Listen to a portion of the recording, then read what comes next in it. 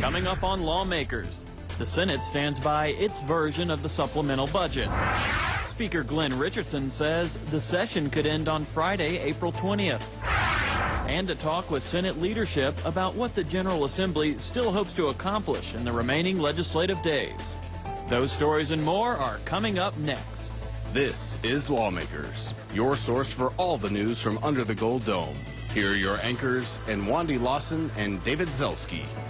Good evening, everyone. I'm Sandra Parrish, and Wandy Lawson is on assignment. Also on tonight's program, a House committee approves a measure that would give financial support to grandparents raising their grandchildren. And the Senate votes to compensate Robert Clark $1.2 million for almost 25 years of wrongful imprisonment. But first, our top story tonight, the battle over the state's budget heats up. The 2007 Georgia General Assembly has been characterized by Republican infighting between leadership in the House and Senate. That fight continued today as the Senate took a stand and passed out its version of the 07 supplemental budget. It was stripped of money for local projects put in by House leadership. Jesse Freeman joins us live now with more. Jesse. Well, Sandra, ever since the House passed out its version of what's known as the little budget, Lieutenant Governor Casey Cagle has said he would focus on the essential and cut the excess. The body took a unified stand by passing out their version of House Bill 94 with no debate and overwhelming vote. Appropriations Chairman Jack Hill explained to the Senate members the philosophy with which he approached the process. The Senate has expressed its philosophy that this should be a conservative body that deals with a full-year budget. When we consider a one-year budget, everything should be considered from the same level playing field.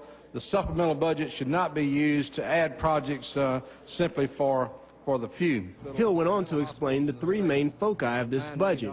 $181 million will continue the Peach Care health insurance program, $11 million goes towards tornado-ravaged areas of southwest Georgia, and $175 million is going towards a constitutionally mandated mid-year education adjustment. There will be other departmental transfers that can be made in what we call fiscal affairs, which is a committee made up of 18 legislators, the Lieutenant Governor and the Speaker, which has been called for June, where departments can then make changes across program lines. Hill says all additional revenue will go into the state's reserve fund. We're putting $66 million into the shortfall reserve.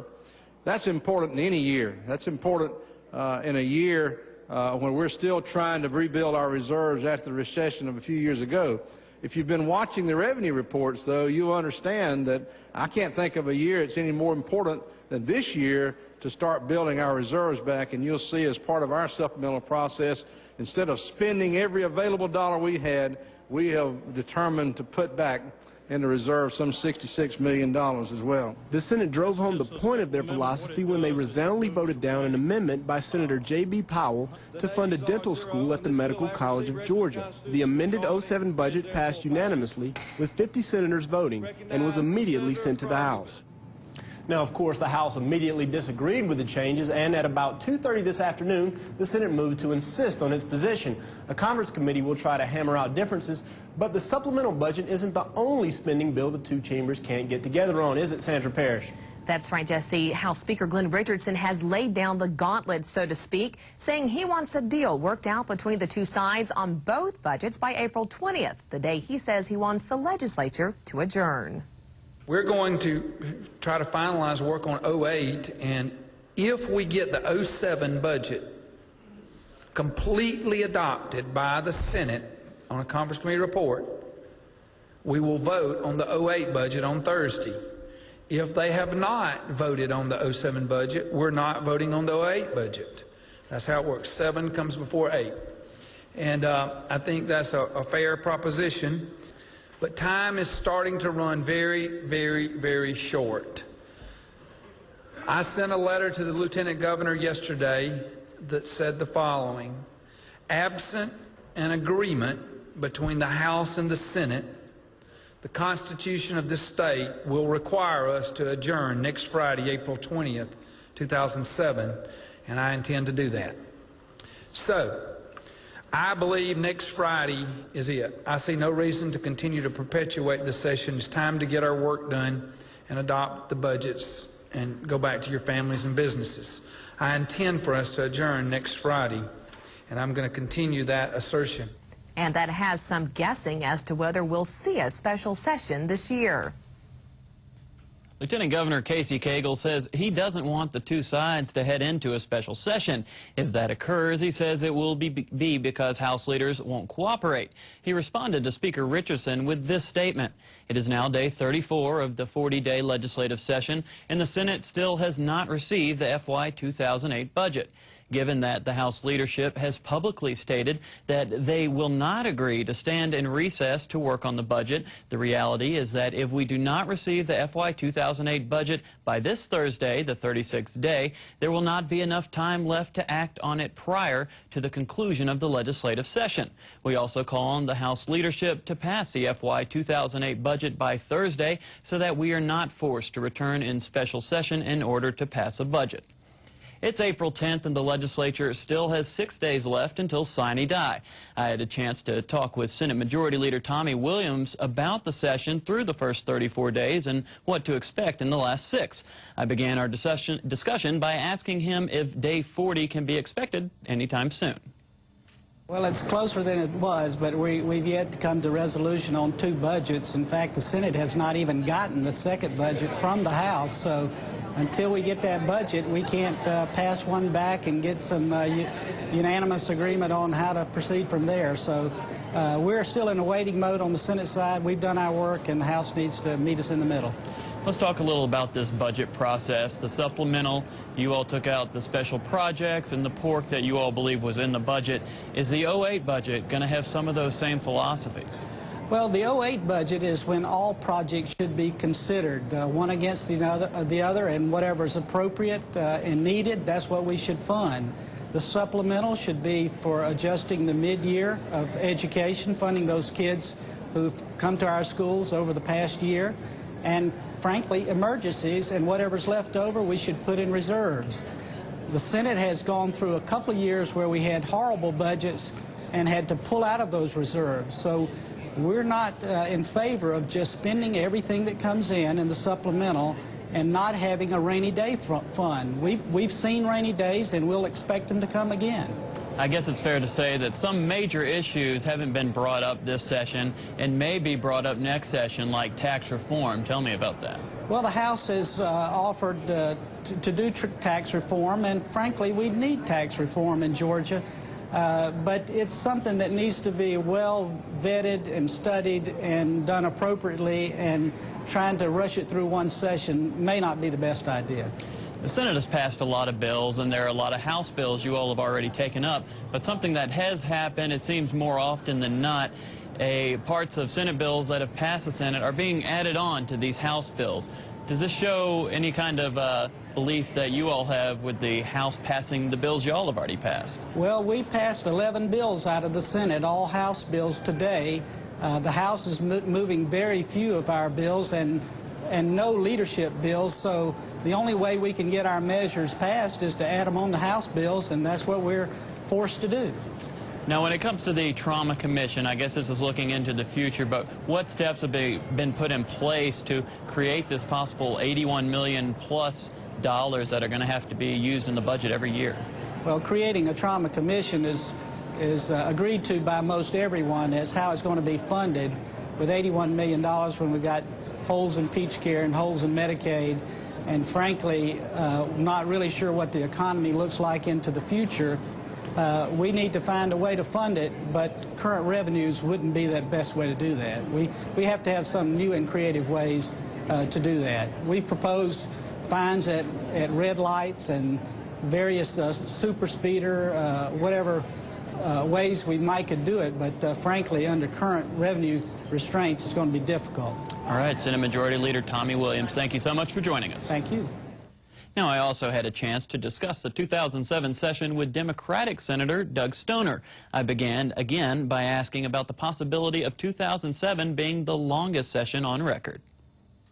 It's just been long, that's all I can tell you. It's just been a very long session, it's been very tiring. A lot of the members have commented on that. I'm hoping that we can get a resolution here very soon and finish up the folks' business here at the Capitol. And for a lot of us, particularly for our folks outside of the metro area, get back home to their families and to their businesses. It almost seems like a lot of the arguments and has been between the House and Senate as opposed to Democrat, Republican. Are there some Democrat initiatives that haven't gone through this year that you would have liked? Yeah, I think absolutely on that issue. I think we have concerns about peach care, and which of course is an original Democratic initiative in the state of Georgia. And we're greatly concerned about what's being proposed out of the House, what's come over from the House actually, and what Speaker Richardson has proposed in the sense of cutting eligibility requirements. And I think that's going to have a huge impact on middle class and working class families in this state.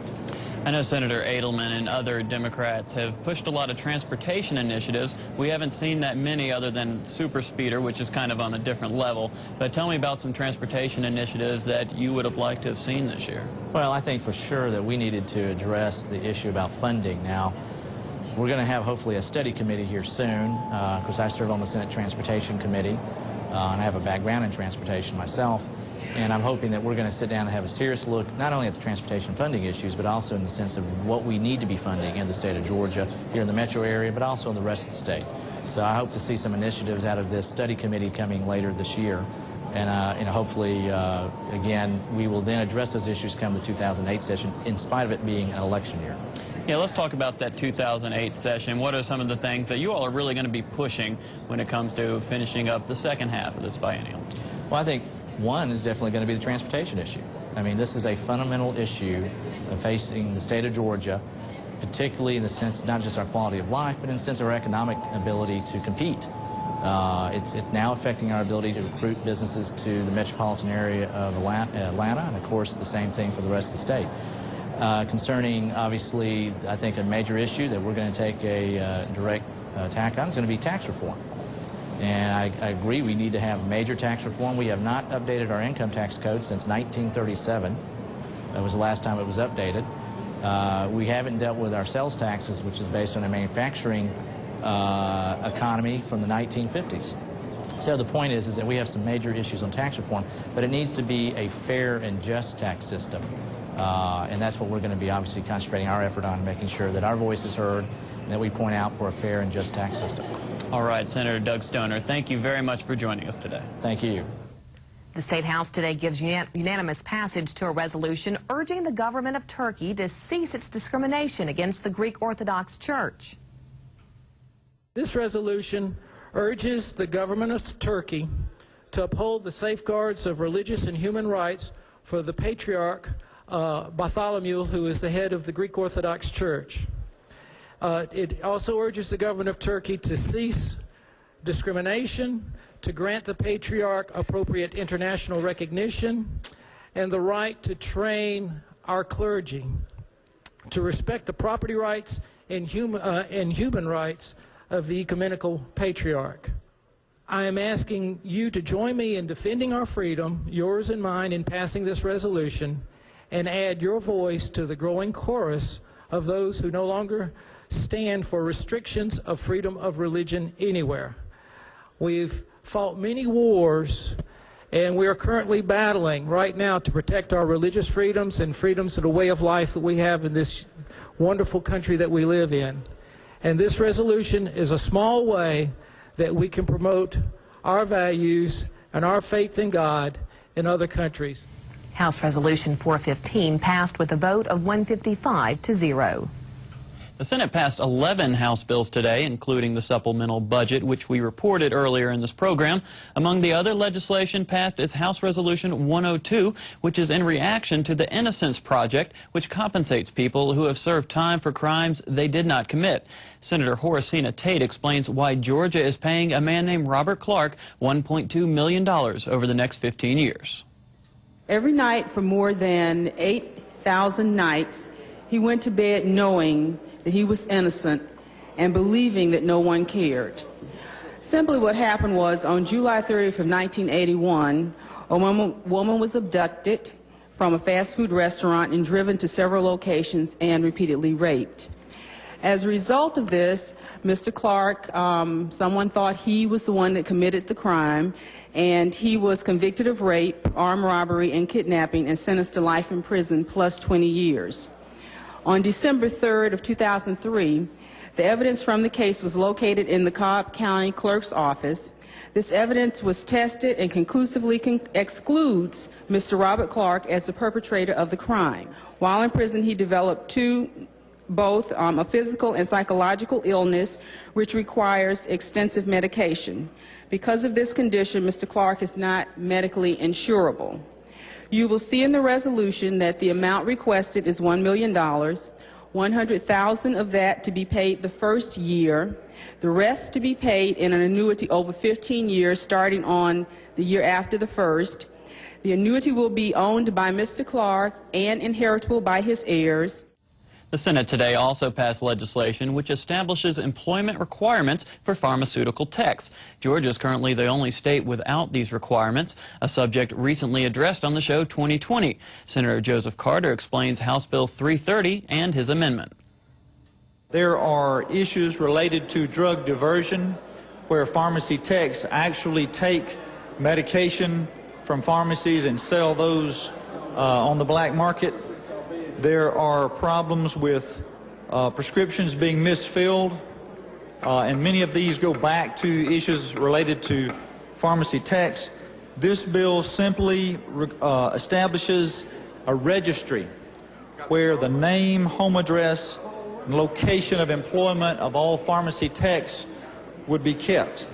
In addition, it gives the Georgia Board of Pharmacy the authority to conduct background checks if they see fit as it relates to any particular pharmacy tech. Many of you have gone to your local pharmacy, and when you pick up a prescription, you sign your name on a little pad there at the counter. What you're doing when you do that is you're waiving your right to consult with your pharmacist. What my amendment does is it takes the language back to the current state of the law so that the pharmacist has to provide you that opportunity to consult with him on the medication that you're receiving. House Bill 330 passed unanimously with the Carter Amendment and now goes back to the House. For those of you with access to the internet, you can watch Lawmakers online. Visit our website at gpb.org for more information. Click on Watch Online, then follow the instructions for watching live or looking at past Lawmaker programs on our archives. That web address again is gpb.org. Just another way we keep you apprised of what's going on here at the General Assembly. We'd like to recommend a website that's a valuable resource for information about the Georgia General Assembly. Go to www.legis.ga.gov. That website is a great research tool we at Lawmakers use on a regular basis. A bill providing support for grandparents raising minor children passed the House Judiciary Committee earlier today. Lawmakers Bridget Snapp is live at the Capitol with that story. Bridget. Sandra, Senate Bill 88 would give a grandparent power of attorney over a minor grandchild he or she was raising without having to hire an attorney or pay legal fees. Under this bill, the child's parent could simply sign a form that allows the grandparent to fulfill basic parental rights, such as enrolling the child in school and making medical decisions. According to representatives of the Senior Citizens Advocacy Project, over 98,000 children are being raised in grandparent-headed households in Georgia. Several of these caregiving grandparents spoke out about their struggles. We have spent every bit of our 401ks and our retirement supporting these kids. And so now that we are getting close to retirement, we have nothing left for retirement. There are legal mechanisms for getting that authority that already exist. But you have to have the savvy and the money to get a lawyer and go through the court system and do it. What we found is the families who end up raising their grandchildren by default are the very families that don't have the savvy and don't have the money to go through the system and get the legal authority right now.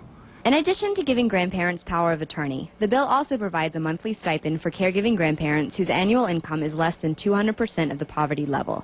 The grandparent stipend is only 80% of the amount given to foster parents. The committee passed one amendment to ensure the child is covered under the grandparent's insurance, and another to make sure any child support paid on behalf of the child is used to offset any money paid by the state. The bill next goes to Senate rules. Reporting live from the Capitol, I'm Bridget Snapp for Lawmakers. Thank you very much, Bridget. A measure that would require physicians and healthcare providers to test pregnant women for HIV unanimously passed out of the Senate Health and Human Services Committee today. House Bill 429, which is known as the Georgia HIV Pregnancy Screening Act of 2007, is a committee substitute and requires that such a test be administered to an expectant mother unless she refuses to be tested. But the refusal would be recorded in the patient's records, which will relieve the physician or other healthcare provider of any other responsibility under this act. If an expectant mother agrees to be tested and the test reveals that she is HIV positive, counseling services will be provided for her by the Department of Human Resources. She will also be referred to the appropriate medical care providers for herself and her child. I stand before you on this great day, in this great house, to recognize and to honor a fine university. Representative Sharon Cooper sponsors the bill, which now goes to Senate rules.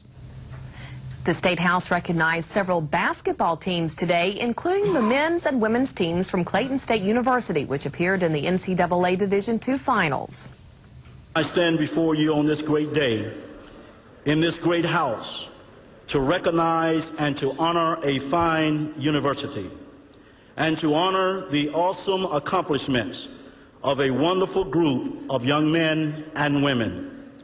These record-breaking athletes have not only honorably represented Clayton State University, but the entire university system of Georgia and the great state of Georgia. These two groups have established new standards in their school athletic programs, standards that will forever serve as a gauge of excellence for all future Clayton State University basketball teams, both men and women. Representative Glanton and Mr. Speaker, we're privileged and humbled to be here today for this honor. Thank you very much. I apologize that we couldn't all be here, but we're still trying to get caught up in our classes from our trip to the Final Four. But I did bring a few with me, a few of my staff and a few of my players. But I would like to present to you a signed autographed basketball with the whole team and staff on it, as well as Mason Barfield and President Hardin. Thank you very much for having us here today. Yes, sir. Now, the Hawkinsville High School girls Red Devils basketball team was also honored as state champions this year. Coach Lister and Coach Royal are tremendous coaches and have given back to the community. Coach Lister is not only a champion with this team she has twice, but she is also a champion from Hawkinsville High School when she played high school there. And I appreciate it if they'd stand and you'd all recognize them and give them a great hand.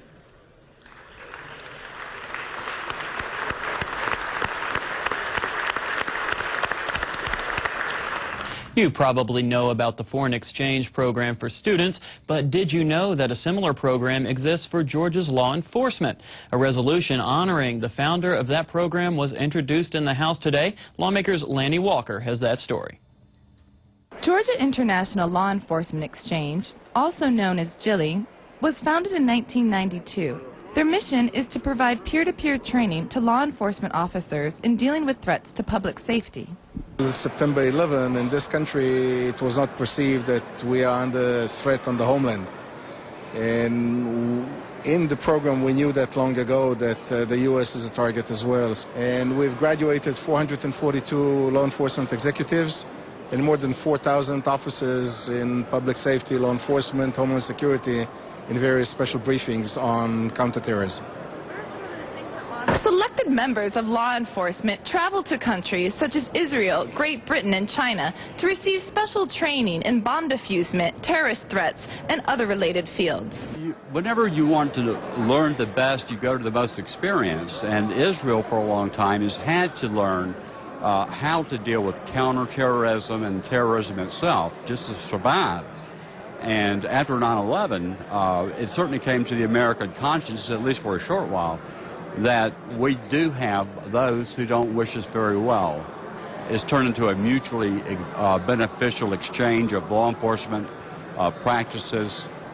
There's something we can offer them, there's something they can offer us. Reporting for Lawmakers, I'm Lanny Walker. The former state representative known as Mr. Agriculture has died at age 87. Henry Reeves served in the House 38 years, most of that time as chairman of the House Agriculture Committee. This last week, the state of Georgia lost a great statesman and truly a legend of this body when Mr.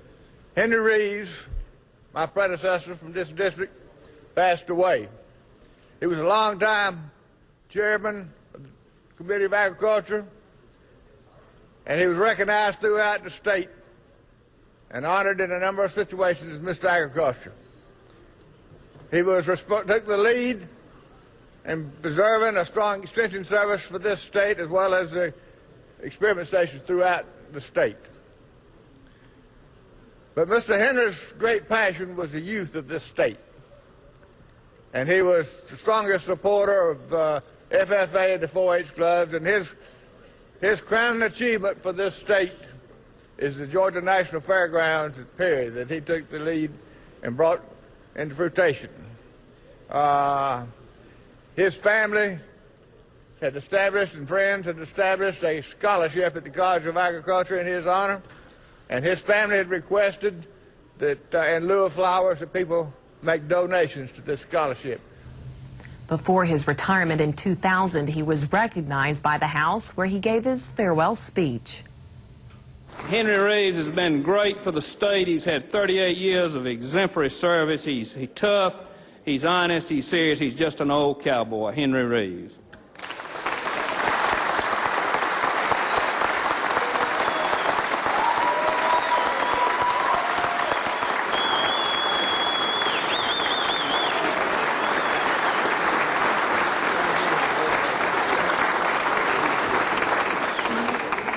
Thank you very much. This comes as a surprise, so I'm not going to keep you very long by listening to what I have to say, because too much has been said already, and I appreciate it very much. I didn't know I'd done all that. But anyway, this is great. I appreciate it so much, and I'm not leaving because I want to. It's because the doctors kind of say I need to. So when y'all get this, when y'all been here this long, well, you know what I'm talking about. So thank you very much for your past favors and all the stuff that goes through this operation here. And I'm not going to say I'm going to miss it too much, because I have to get out there, and my old cows is one bunch that I can control. I can't control this bunch here.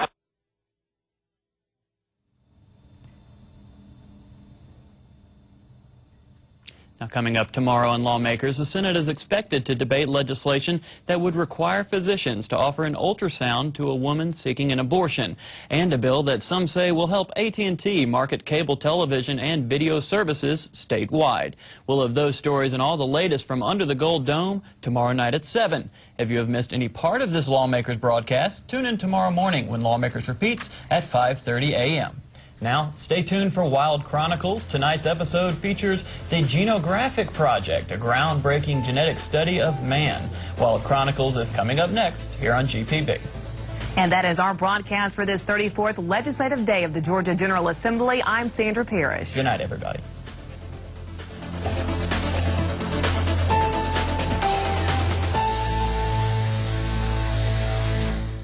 This has been a production of Georgia Public Broadcasting.